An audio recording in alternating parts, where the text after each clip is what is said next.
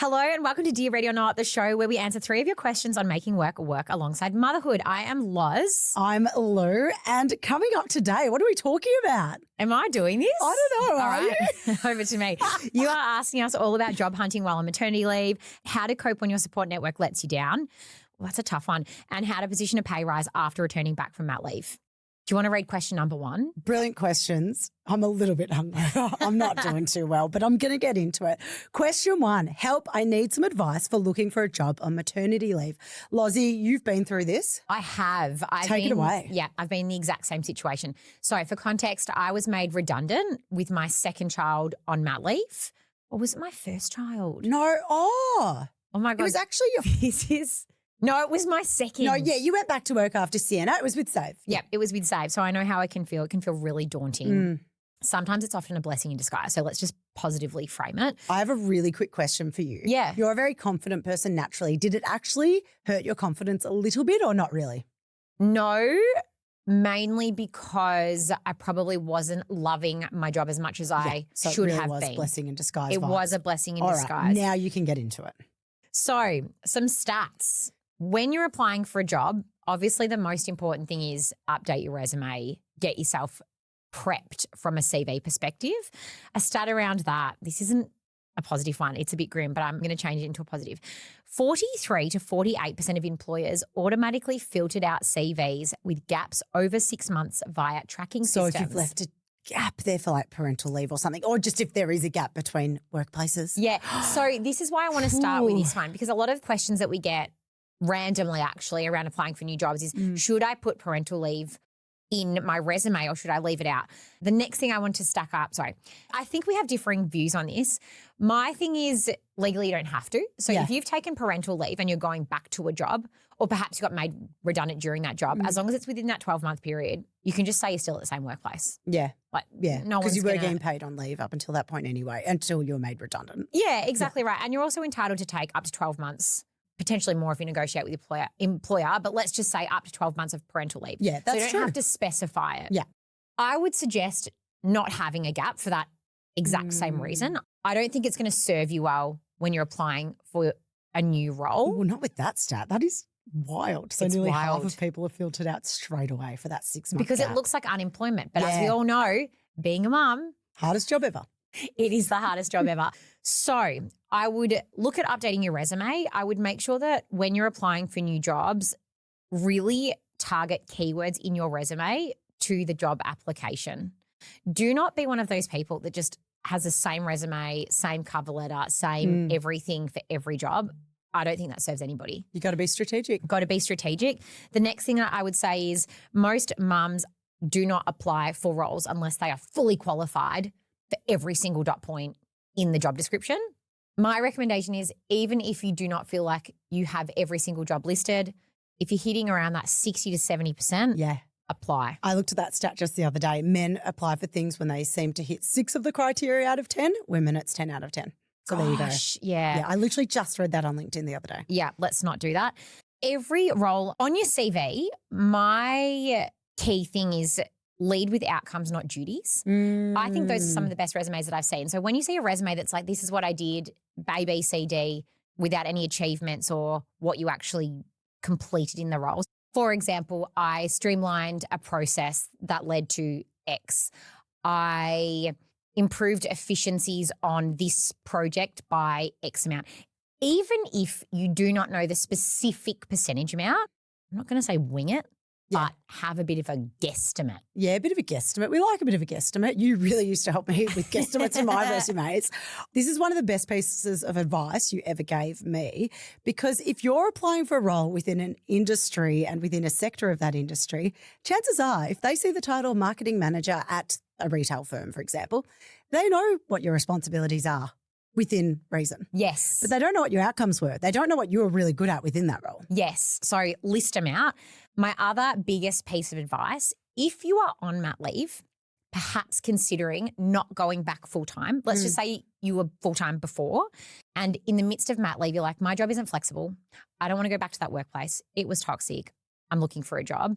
Do not limit yourself by putting a filter on part-time jobs only, still apply for a full-time role. And once you potentially get to the stage where they're offering you the job, or perhaps you're the preferred applicant, have the conversation then. So many times women are like, oh, I'm looking for part-time jobs, but there's none available, or the only ones that are available aren't necessarily at the level that I want to apply for. Don't do that.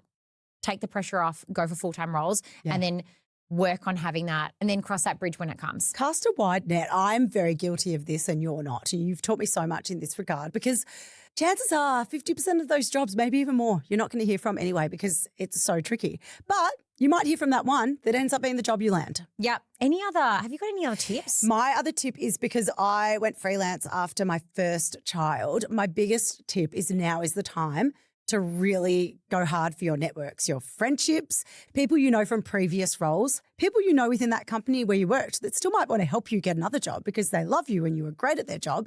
This is now the time to go ham on connections because I got the role as a podcast producer on a freelance basis, but it ended up being a massive chunk of my work. That was through a friend. Yeah. Someone I went to school with. I just messaged him saying, hey, my background is in video production, blah, blah, blah. And I'm also podcasting on the side now with Ready or Not in its early days. Is there a role for me? And he was much more likely to be like, hey, I know her as a person. If that's her experience, yeah, cool. I'm sure she can do the things that she said she can do. Yeah. I know her as a person. I like her as a person. I know she's a hard worker. Come on in, produce this show for us. Bam. It helps so much. Use your networks. One last thing on this. Do not tell your current employer, if you are employed, that you're looking for another job or you're considering not coming back. Yes. Even if you feel that way, try and apply for roles or try and put yourself out there before saying anything to your employer. Things can really change when you're on mat leave in an organisation. Even if you left a really toxic culture, within the space of 9 to 12 months, let's just say, it could have completely flipped. So try and keep your options open. Yeah. I know it can be really hard, but don't. Especially if you need the money. Like if it's like by that date, you absolutely need an income, you're protecting yourself. You've just made me think of one more tip, which is without knowing what your sort of postpartum timeline is, listener, start earlier than you think you need to. Because agreed. A, it means you'll put less hours a week into it when you actually need to, but B, you get a bit of a sense of what's out there, what you really want for your life, because you might be a completely different person after having your baby. And it just allows for that timeline to slowly creep up at you as opposed to being like, fuck, I need a job in 2 months and I need to look quick. Because obviously, unfortunately, with motherhood, there tends to be a lot more parameters that we're looking for with our jobs. It's not just applying for a job at 20 and being like, yeah, I can do whatever you want for 50 grand a year, no worries. There's different responsibilities now. So start earlier than you think would be my advice, even though that's grim. Next one. This is a really good one. I can't wait to hear what you say about this one. How to cope when you are let down by the support your family, in this case, my mum, gives us? Firstly, I just want to say I'm sorry because that's really hard and I can't speak from a place of experience because I'm very lucky with both sets of parents/in-laws in my life. But one of the best pieces of advice that I've heard on this topic of support and tiers of support is when Yara Hiri, the psychologist, came on Ready or Not, she said, get really specific on who you can turn to for what. Now, in this case, I don't know how bad this is with your mum, if it's like I can't turn to her for anything, but maybe she's really good at practical support but not very good at emotional support. Maybe she doesn't give you what you need in terms of emotions and she's like, oh, we just got on with it and did it. Maybe that's her vibe and that's what's really letting you down.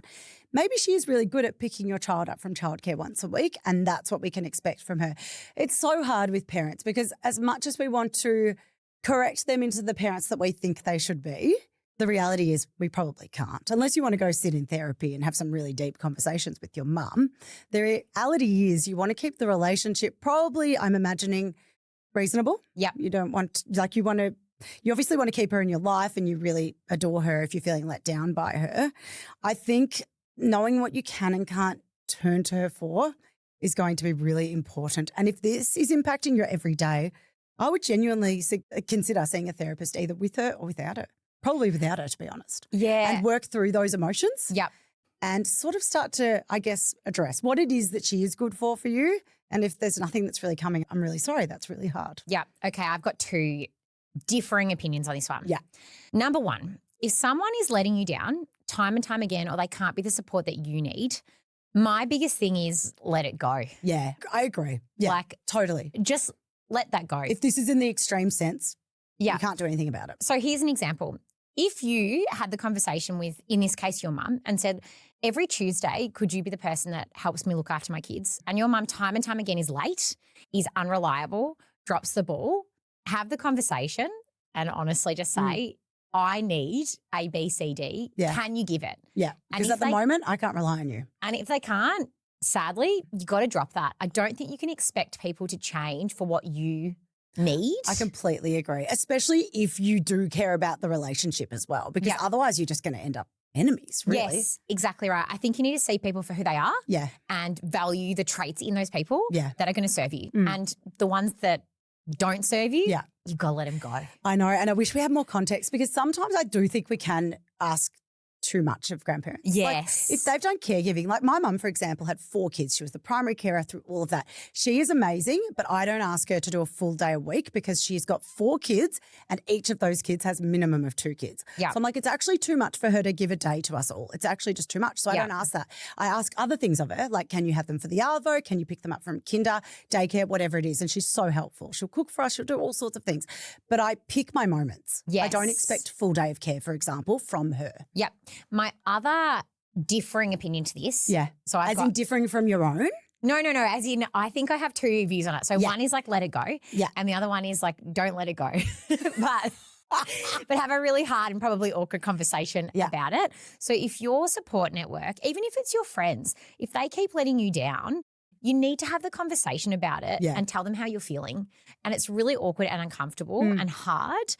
But unless you have it, you're kind of the one that keeps the emotional burden on you. It's and it will end in alive. tension. Like either way, it's going to end in tension because they'll get to a point where you can't deal with it anymore. Yeah, exactly right. So I don't know, coping strategies, either accept people for who they are. Yeah. And you can have your own boundaries in place, but know that your boundaries aren't necessarily somebody else's, which is really, really hard. Or, I don't know, outsource where you can. Yeah.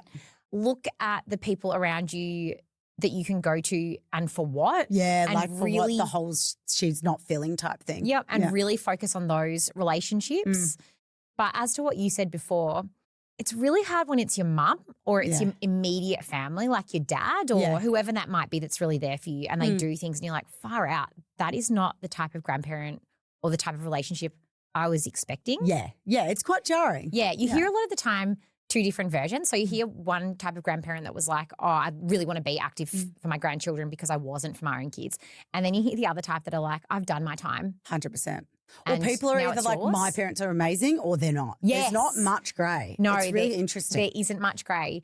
But go easy on yourself, go kind on yourself. Try not to blame yourself for the relationship that's eventuated because genuinely, particularly with parents, they were brought up in a different time. Yeah, it's hard to change them. Like I hate so that answer, hard. but it's very hard to change them. And it does sound to me like you don't want this relationship to end. Like if this is an extreme example, by all means, like you're allowed to have boundaries and not have a relationship with her. Like if it's a really extreme example, go for it.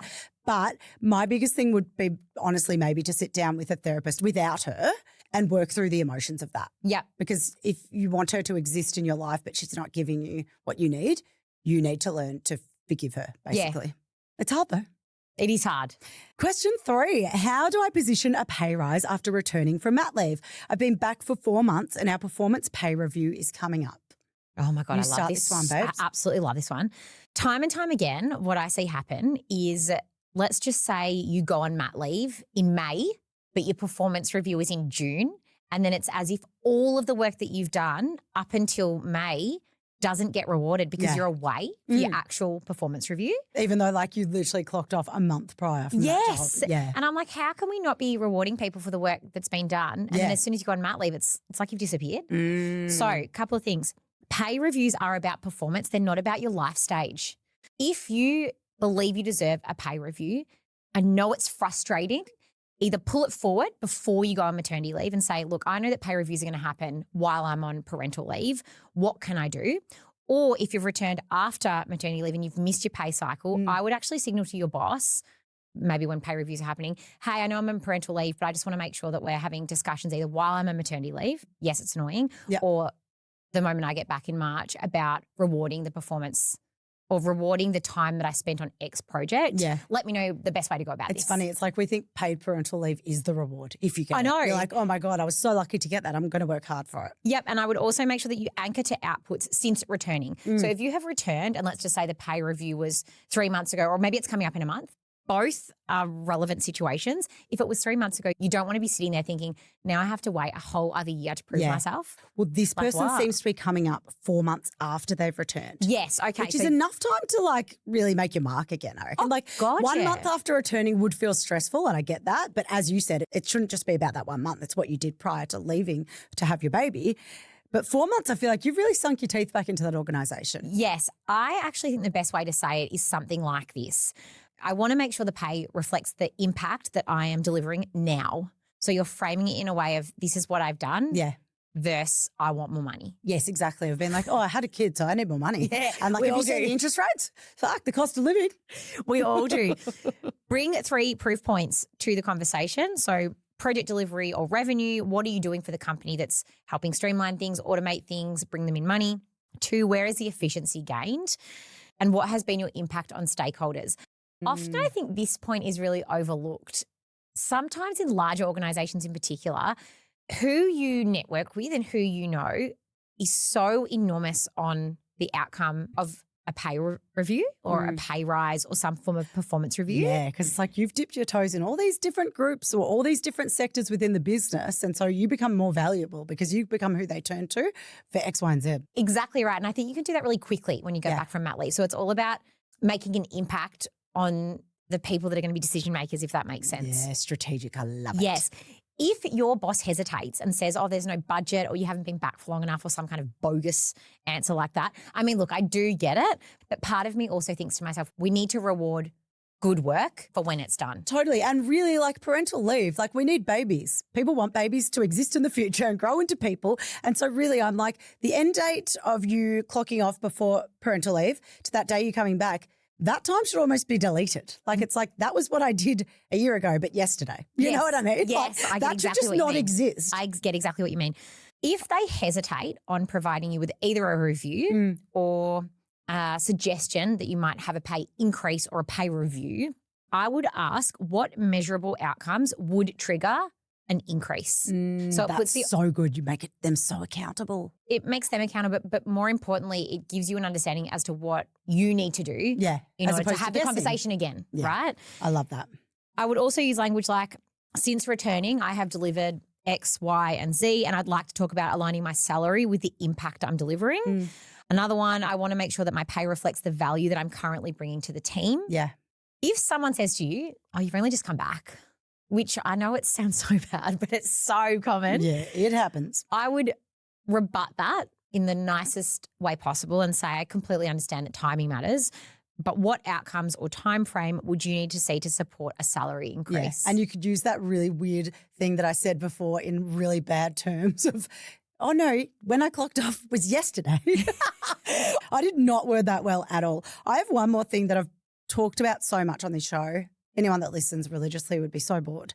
This is where it's so important to write down as you go your achievements and the outcomes attached to those achievements. It's so hard not to have a crowded brain when you're a mum and then a mum returning to paid work. You can literally sit there. If you were sitting down and getting ready for this review, say it's in a week, you'd be like, okay, so what the fuck have I done? What have I done in these last 4 months? And you could literally just feel like everything's exited your mind. And that is a very common feeling. So writing down these achievements as you go and what happened to the organisation as a result is so important. It takes the pressure off you. It means you don't have to plan for like hours in advance to this review. And it makes you more confident. It does. In terms of confidence, it's a great point.